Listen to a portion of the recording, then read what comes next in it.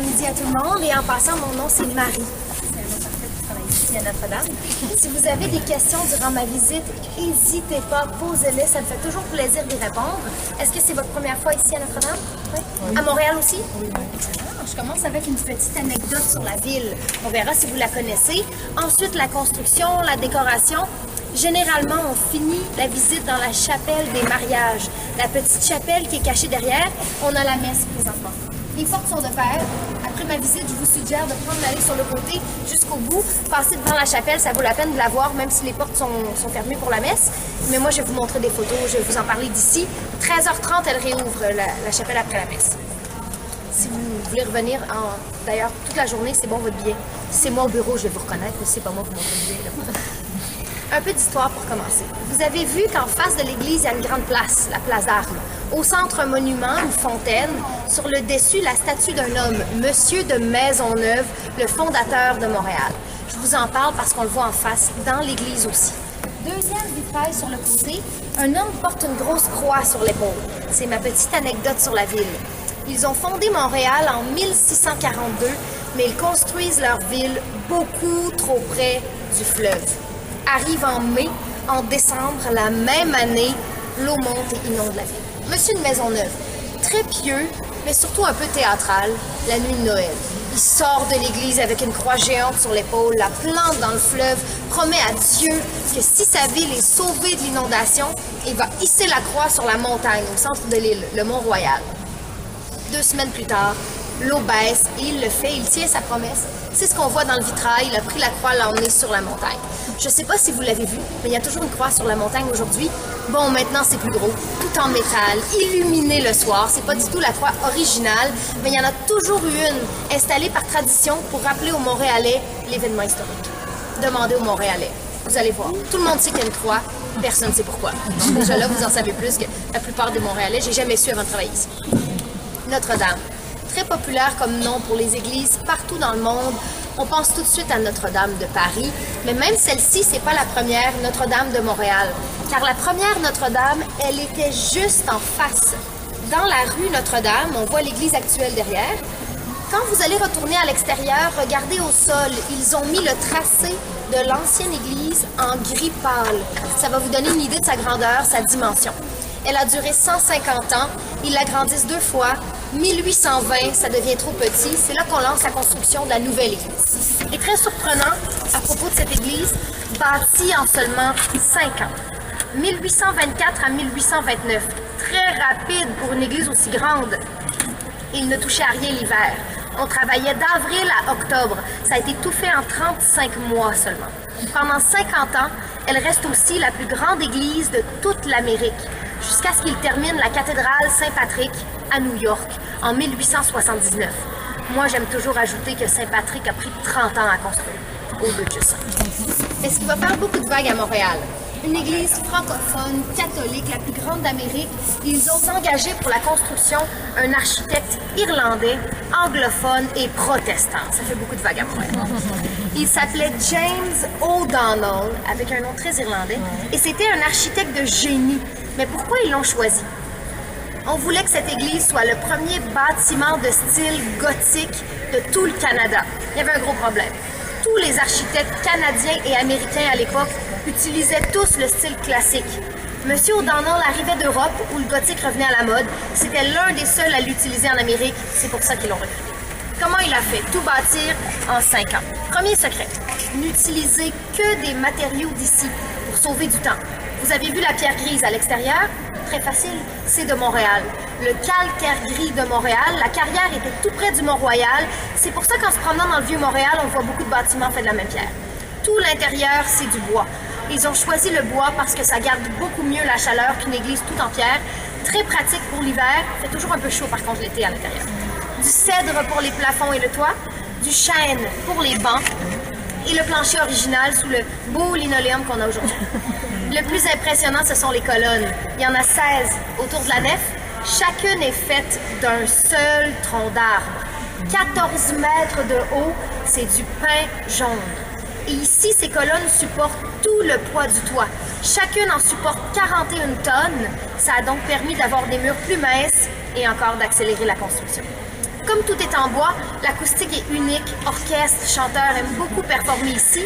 Entre autres, le fameux chanteur d'opéra, Luciano Pavarotti, vient visiter, aime tellement l'acoustique qu'il revient enregistrer un disque de Noël ici. Monsieur O'Donnell, l'architecte, utilise beaucoup de nouvelles techniques dans son église. La première, c'est la pente. Aviez-vous remarqué en entrant que ça descend? On la voit bien de l'arrière. Il y a 1 mètre de différence entre l'entrée et le sanctuaire et c'était voulu par l'architecte tout simplement pour que tout le monde voit mieux à l'arrière, comme dans un théâtre. Lui, il n'a jamais compris pourquoi il n'y a pas des pentes dans toutes les églises pour que tout le monde voit mieux à l'arrière et c'est l'un des rares architectes à l'avoir utilisé. Deuxième technique, c'est pour le toit. Si on regarde à travers la première rosace, on voit que le toit est un double toit, car en fait, il n'a pas la même forme à l'extérieur et à l'intérieur de l'église. L'hiver, on reçoit beaucoup trop de neige et à l'extérieur, il fallait une pente triangulaire pour que tout s'écoule bien. Mais on voulait garder à l'intérieur la voûte en demi-cercle. Ils ont dû installer entre les deux toits une structure de bois, mais de 10 mètres de hauteur. On dirait jamais que ça a 10 mètres à travers la rosace, mais il y a bien 10 mètres entre les deux toits. Tout ça pour avoir la voûte en demi-cercle à l'intérieur. Monsieur O'Donnell, il est là pour l'ouverture de l'église, l'inauguration en 1829, mais devenait très malade à la fin de la construction et meurt quelques mois plus tard, en 1830, d'une pneumonie à seulement 56 ans. Et il adorait cette église. C'était sa plus grande œuvre. Il voulait vraiment être enterré ici. Il y avait un gros problème. Il était protestant, c'est une église catholique. Donc il règle ça quelques semaines avant sa mort, se convertit, devient un bon catholique, tout ça pour être enterré ici. J'ai pris une photo de sa tombe. Toujours dans le sous-sol aujourd'hui, il est enterré sous la chapelle vitrée qu'on a dans le coin. Moi, je trouve ça un peu comique parce qu'elle est toute rédigée en français.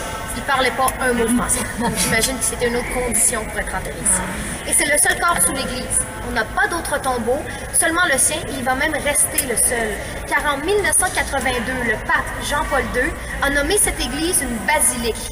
Mais pour être enterré sous une basilique, il faut être un pape, un cardinal, un évêque ou un archevêque. Et à Montréal, on en a des évêques et des archevêques, mais ils ont déjà leur tombeau à la cathédrale au centre-ville.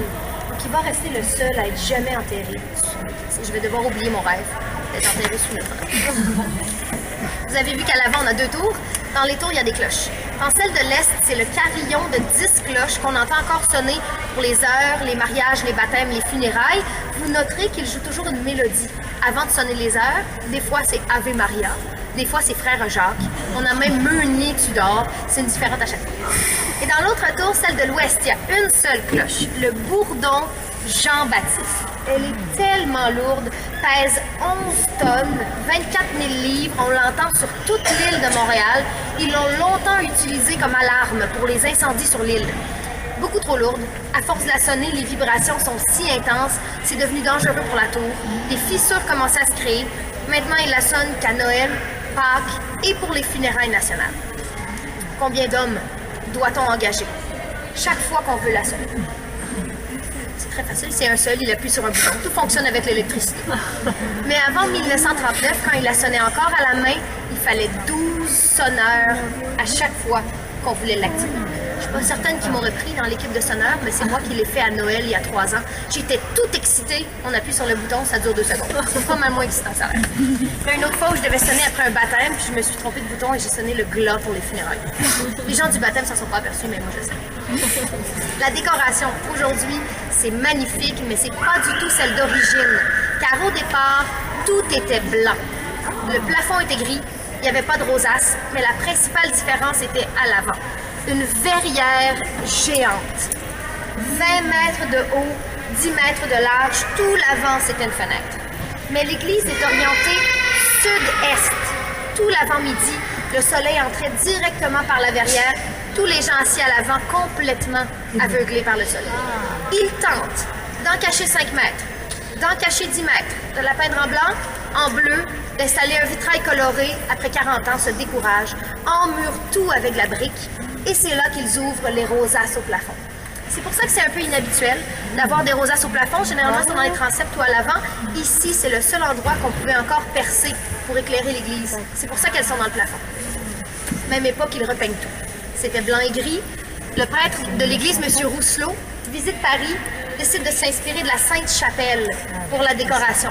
Les mêmes couleurs très vibrantes, beaucoup de bleu, bleu étant la couleur de Marie, et pour le plafond avec les étoiles. 5000 étoiles, chacune taillée dans une feuille d'or, 23 carats et posée.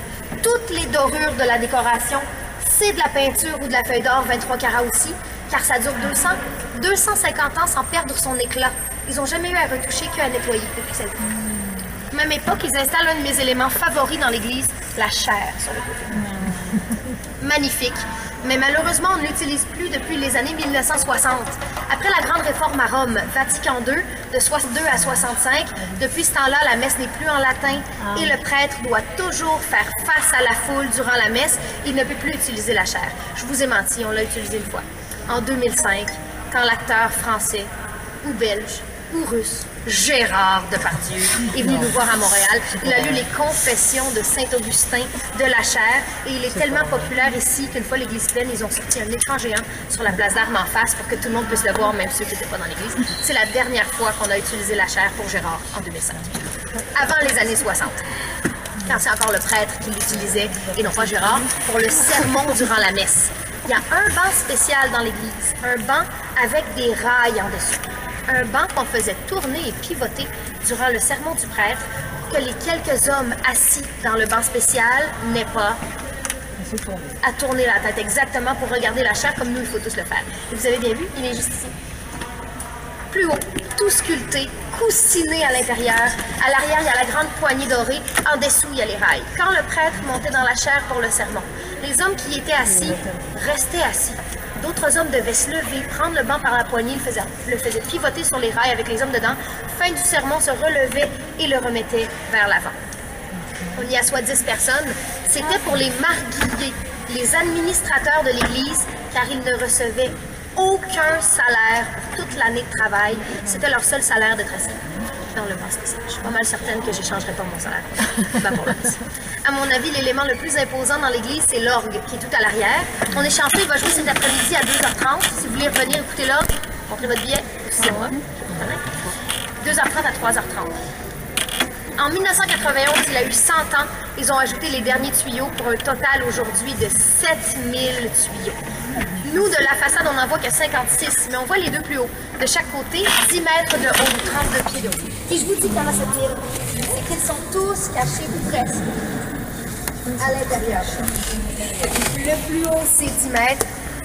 On le voit de la façade. À l'intérieur, c'est une forêt de tuyaux. Le plus petit, caché à l'intérieur, 6 mm, un quart de pouce. J'ai jamais cru qu'on pouvait l'entendre. J'ai mis au défi l'organisme de me le jouer. On entend ici, c'est vraiment pas grand-chose. Il dit que ça fait une grosse différence. Peut-être pour lui, ça fait une différence. Ça a été fait par les Casavants de Saint-Hyacinthe. Ils existent encore aujourd'hui. Ils continuent de fabriquer de nouveaux orgues. Ils viennent d'en faire un pour l'Orchestre symphonique de Montréal. En exportent même en Allemagne. Ils sont eux-mêmes des grands fabricants d'orgues. Ils viennent toujours ici 3 ou 4 fois par année pour l'accorder, pour en jouer. C'est très difficile. On est chanceux, notre organiste, M. Grandmaison, c'est un génie musical. Il est entré à l'université en musique à 13 ans. 18 ans, part à Paris, devient organiste, revient ici, et ça fait plus de 40 ans qu'il est notre organiste, 43 ans cette année. Et il doit encore jouer toutes les messes la fin de semaine, les mariages, les funérailles, les concerts, sur 4 claviers différents.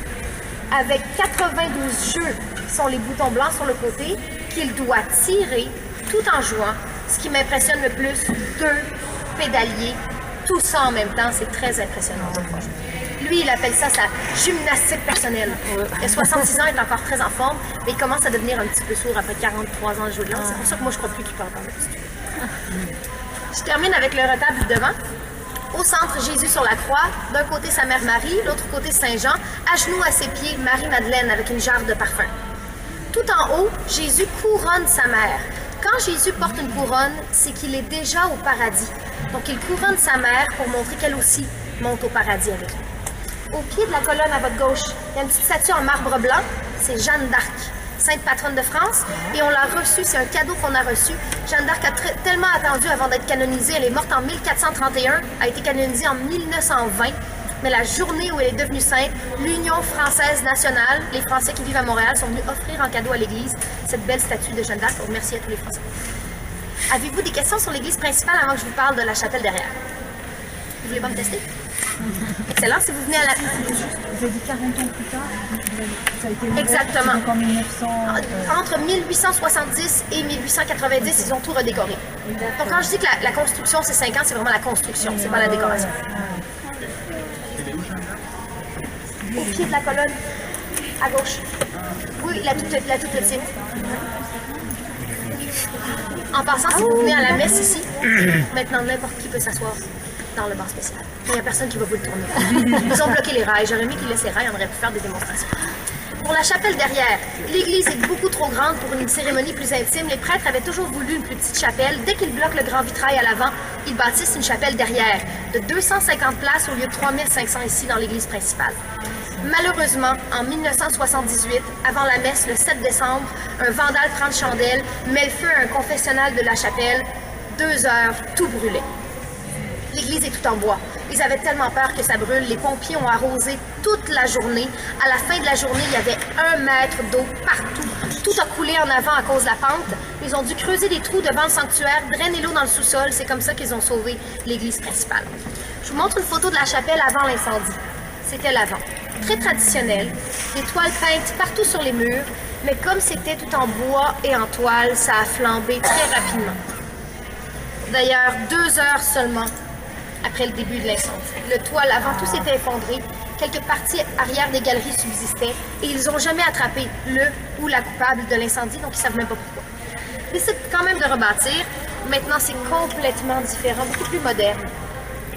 Ils ont toujours eu des problèmes de luminosité, ici et dans l'ancienne chapelle. En rebâtissant en 1982, ils ouvrent le toit. Toute la lumière naturelle peut pénétrer dans la chapelle là-bas, c'est toujours plus éclairé maintenant. Mais ce qu'on ne peut pas y manquer en entrant, c'est le retable à l'avant. 20 tonnes de bronze solide en 32 panneaux comme un casse-tête. La structure mesure 16 mètres de haut, quand on pense que chaque colonne en mesure seulement 14. Quand ils l'ont fait en 1982, c'était même la plus grosse sculpture de bronze au monde. Mais maintenant, il y a un gros lion, Las Vegas, 40 tonnes. On n'est plus les plus gros. On appelle la chapelle des mariages, parce que c'est l'endroit le plus populaire pour se marier dans tout le Québec. Entre 100 et 150 mariages par année, surtout l'été et les samedis. Tous les petits événements sont dans la chapelle. Baptême, petites funérailles. Mais quand c'est un grand événement, je termine avec nos grands événements. On a eu beaucoup de mariages célèbres, mais le plus célèbre, celui de la chanteuse Céline Dion. Elle se marie ici en 1994 et fait baptiser son premier fils, René Charles, dans la chapelle derrière. Ensuite, elle a eu des jumeaux. Nous, on attendait tous avec impatience l'appel de Céline pour le baptême. Elle n'a jamais appelé et elle les a fait baptiser où? À Las Vegas. On était tellement déçus, on espérait tout partir. Malheureusement, on l'a revu en janvier dernier. Il y a eu les funérailles de son mari René. Ici, il y a eu les funérailles nationales à notre mère. Les plus grands événements qu'on a eus, c'est Paul Marlin, c'est une visite du pape Jean-Paul II. Il vient à Montréal en 1984 et arrête ici pour une messe spéciale. Que pour les enfants. Il y a 3500 places assises. Si les gens restent debout, ils pourraient entrer 8000 adultes. 10 000 enfants se sont présentés pour la messe du pape. Ça vous donne une idée de la capacité ultime de l'Église. Ce serait tout pour ma visite. Est-ce que vous avez des questions? C'est beaucoup d'infos. Hein? Si vous avez des questions, je vais être à l'avant toute la journée. Venez me les poser. Merci, ça fait du bien d'en faire une en français. Je vous souhaite une belle journée, beau séjour à Montréal. Si vous avez l'occasion juste de passer devant la chapelle, voir la structure de bronze, ça vaut quand même la peine. Merci. Ça fait plaisir. C'est tellement un bel endroit pour travailler.